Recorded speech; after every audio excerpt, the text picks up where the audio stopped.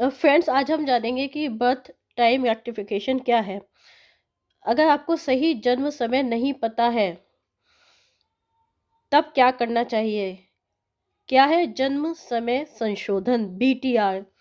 हो सकता है आपने नाम सुना हो, बीटीआर बर्थ टाइम रेक्टिफिकेशन, लेकिन हो सकता है आपको पता ना हो। तो आज मैं इसके बारे में बता रही हूँ कि सही समय अगर आपको जन्म का नहीं पता है, तो आप उस स्थिति में क्या कर सकते हैं। कभी कभी ऐसा होता है, कुंडली के उपाय करने पे भी हमें कुछ परिणाम नहीं मिलते हैं, या फिर हमें अपना जन्म का समय ही नहीं सही पता होता है, हमारी कुंडली ही सही नहीं बनी होती है।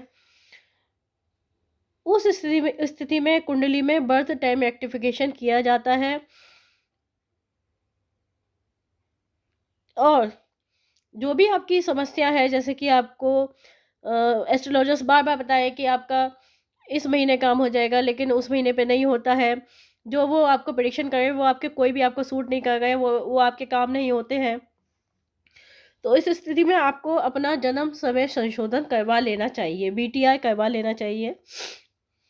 तो देख लेते हैं बर्थ टाइम की रेक्टिफिकेशन की क्या इम्पोर्टेंस है, और ये कब करवाया जाता है। जब आपकी कुंडली में आपका लगन जो होता है वो 27 डिग्री के आसपास हो, या फिर 3 डिग्री के आसपास हो, उस स्थिति में बर्थ टाइम रेक्टिफिकेशन की ज़रूरत पड़ती है।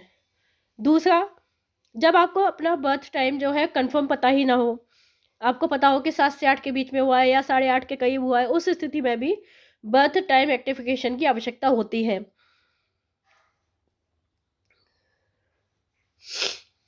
और फ्रेंड्स, जो बर्थ टाइम रेक्टिफिकेशन है, इसको ये एक साइंटिफिक प्रोसेस है, जिसमें हम जो अ, ज्योतिष की पद्धतियाँ हैं, उनके माध्यम से जन्म समय में संशोधन करते हैं। इसमें पराशर पद्धति है, ब्राह्मी पद्धति है, कालिदास पद्धति है, केरल ज्योतिष पद्धति है, घटनाओं पे आधारित पद्धति है, कृष्णमूर्ति पद्धति है, और नाड़ी और भृगु पद्धति है।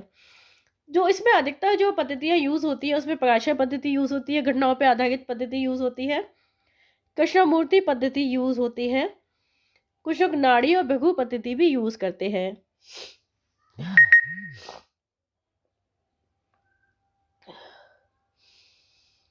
इसके द्वारा जातक के जो अनुमानित समय है, या फिर जो कंफर्म समय नहीं होता है, इसके द्वारा हम सही और सटीक बर्थ टाइम को जान सकते हैं।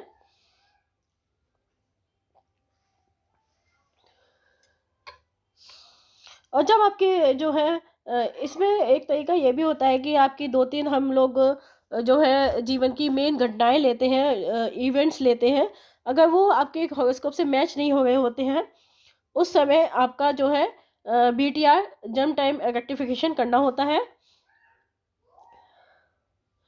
घटनाओं के आधार पे बर्थ टाइम रेक्टिफिकेशन करना बहुत आसान होता है। कभी कभी तो लगन ही गलत हो जाता है। उस स्थिति में भी जो 2-3 घटनाएं हैं, वो लेके आसानी से आपका बर्थ टाइम रेक्टिफिकेशन किया जा सकता है। कभी कभी बर्थ टाइम रेक्टिफिकेशन बहुत जल्दी हो जाता है, कभी कभी इसमें घंटों लग जाते हैं। ये बहुत ही कभी कभी बहुत टाइम टेकिंग प्रोसेस भी हो जाता है ये।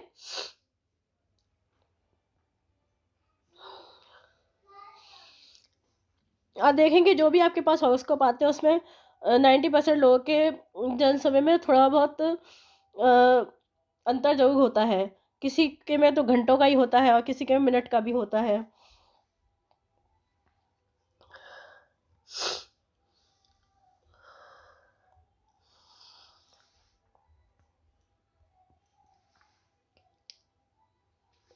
तो फिर जब भी हमें ऐसा लगा है कि हमारे जो हमने 3-4 एस्ट्रोलॉजर्स को दिखाया है हॉरोस्कोप, और उसके जो प्रेडिक्शन है वो सही नहीं आ रहे हैं, ठीक है, तो उस स्थिति में हमको अपना जन्म समय का जो है संशोधन करवा लेना चाहिए, बर्थ टाइम रेक्टिफिकेशन करवा लेना चाहिए। और इसे करवाने से सही रहता है, वरना आप फालतू के उपाय करे रहते हैं, और आपको पता नहीं होता वो घटना कब होनी होती है। आप उपाय करते रहते हैं, वो अभी होनी नहीं होती है, आपका टाइम वेस्ट होता है, पैसा वेस्ट होता है। या फिर आपको अपना टाइम कंफर्म नहीं पता हो, तो भी आप अपना बर्थ टाइम एक्टिवेशन करवा सकते हैं। इसके लिए आप 3-4 घटनाएं अपने जीवन की दे सकते हैं, ज्योतिष को बता सकते हैं, वो आसानी से आपका बर्थ टाइम रेक्टिफिकेशन कर देगा। अब मैं बताती हूँ आपको बर्थ टाइम रेक्टिफिकेशन क्यों ज़रूरी है। ये देखिए एग्जाम्पल हॉरोस्कोप में आपको दिखा रही हूँ। इसमें आप देखिए कि ये जो लगन है ये मिथुन लगन की कुंडली है। इसमें मंगल लगन में बैठा हुआ है, शनि जो है दूसरे घर में है, तीसरे घर में शुक्र है, चौथे घर में बुध है, पांचवें में राहु और सन है, और 10वें में गुरु बैठा हुआ है, 11वें में केतु है और 12वें में चंद्रमा है। तो फिर से जब ये हॉरोस्कोप सामने आया तो इस हॉरोस्कोप के अनुसार इस जातक की शादी है वो 24 या 25वें वर्ष में होनी चाहिए थी। लेकिन जब 28 वर्ष तक शादी नहीं हुई तो इनके पेरेंट्स ने काफ़ी एस्ट्रोलॉजर्स को दिखाया, काफ़ी उपाय किए, ठीक है, लेकिन इनकी शादी 33 तक भी नहीं हुई। उसके बाद जब किसी एस्ट्रोलॉजर ने इनका बर्थ टाइम रेक्टिफिकेशन किया तो इनकी कुंडली कर्क लगन की आई और इनसे इनके सारे इवेंट्स भी सही गए। तो इस तरह से इनका काफ़ी समय बर्बाद हुआ, पैसा भी बर्बाद हुआ, और उस टाइम में इनको मेंटल टेंशन भी रहा। तो अगर आपको पहले ही पता होता कि आपकी शादी लेट होने वाली है तो उस टाइम पीरियड को आप एजुकेशन में लगा सकते थे, प्रोफेशन में लगा सकते थे, आपका पैसा बर्बाद नहीं होता, आपको टेंशन नहीं होता, ठीक है ना। इस तरह की जो आपका जो लाइफ डिस्टर्ब हो जाती है उससे आप बच सकते हैं अगर आपको पता लग जाए कि आपके जीवन में जो घटना है, जो एक जैसे शादी जैसी घटना है या कोई और भी घटना है, वो कब होने वाली है, लेकिन आपका हॉरोस्कोप गलत हो और वो घटना कह दी जाए अभी हो जाएगी, पता लगे वो 10 साल बाद होनी है, तो वो 10 साल का पीरियड आपके लिए बहुत टेंशन वाला हो जाता है। तो इसलिए बर्थ टाइम रेक्टिफिकेशन कराना बहुत ज़रूरी है। बर्थ टाइम रेक्टिफिकेशन का जो प्रोसेस है उसमें सबसे पहले लगन फिक्स किया जाता है। लगन फिक्स करने के लिए आप फिजिकल अपीयरेंस जो है जातक का ले सकते हैं, उसके जो नेचर है उससे भी कर सकते हैं, या फिर उसके जीवन की 2-3 घटनाएं हैं वो लेके भी आप उसका लगन फिक्स कर सकते हैं।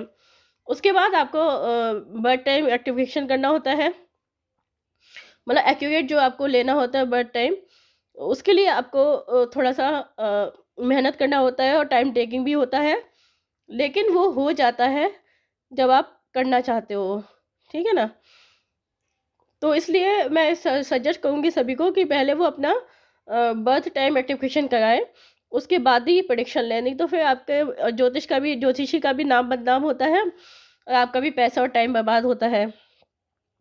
इसलिए मेरे पास कोई भी कुंडली आती है सबसे पहले मैं उनसे 3-4 इवेंट्स लेती हूँ, अगर वो मैच कर रहे होते तभी मैं आगे बढ़ती हूँ, नहीं तो फिर मैं पहले उसका बर्थ टाइम रेक्टिफिकेशन करती हूँ, उसके बाद ही प्रेडिक्शन देती हूँ। तो फ्रेंड्स आपको पता लग गया होगा कि बर्थ टाइम रेक्टिफिकेशन कराना क्यों ज़रूरी है और ये क्या होता है। अगर फ्रेंड्स आपको ये वीडियो पसंद आए तो आप इसे लाइक और सब्सक्राइब जरूर करें, अपने फ्रेंड्स के साथ शेयर भी करें। Thank you.